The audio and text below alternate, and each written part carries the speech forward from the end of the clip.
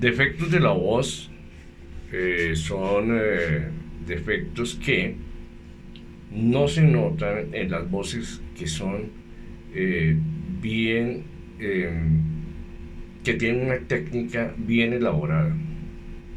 Hay técnicas de improvisación y esas técnicas de improvisación generan muchos defectos en la voz.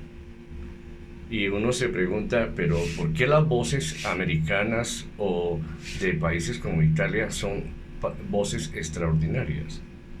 Y son extraordinarias porque la técnica es seria, es una técnica que no es de un estudio o de una improvisación para decir yo puedo hablar de educación de voces. Y cuando uno va a hablar de educación de voces porque lleva 30, 40 años para llegar a ser un maestro y ahí ha pasado por grandes maestros. Aquí en el punto donde estoy en Latinoamérica,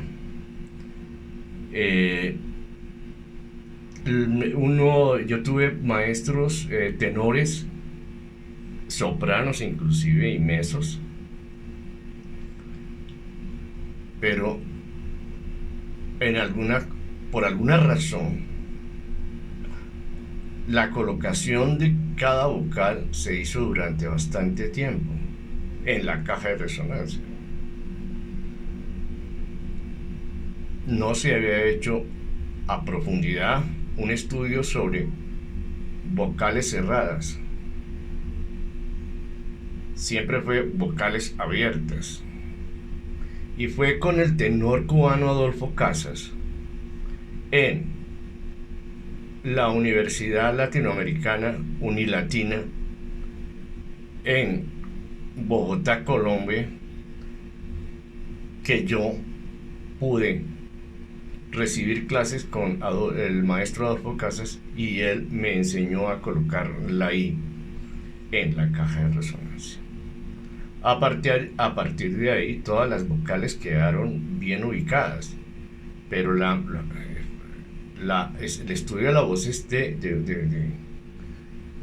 no es una cosa que se puede improvisar y se puede decir, porque hay un gravísimo enemigo de la voz y ese es el nódulo, y el nódulo es peligrosísimo porque si el nódulo no se puede desinflamar la cuerda, hay que operar. Eso es algo que hay que pensar. Entonces las voces que son realmente estudiadas pueden durar toda la vida. Yo me aterro que en Estados Unidos, en Nueva York, según las noticias que pasan ahora, cuando uno mira, había un jefe de la mafia y el jefe de la mafia entró muchas veces a la cárcel hasta la edad de 90 y pico de años y salió de la cárcel y siguió siendo el jefe de la mafia y llegó hasta los 104 años. Eso nos da a nosotros que pensar, porque entonces lo que pasa es que nosotros nos limitamos mentalmente para vivir 110, 120 años. Nos limitamos mentalmente y es probablemente que nosotros mismos mentalmente impulsamos las enfermedades que nos causan el fin de nuestra vida en la tierra. Entonces, las mañas son, en primera instancia, la nasalidad, el manejo de la gola o garganta y el regionalismo.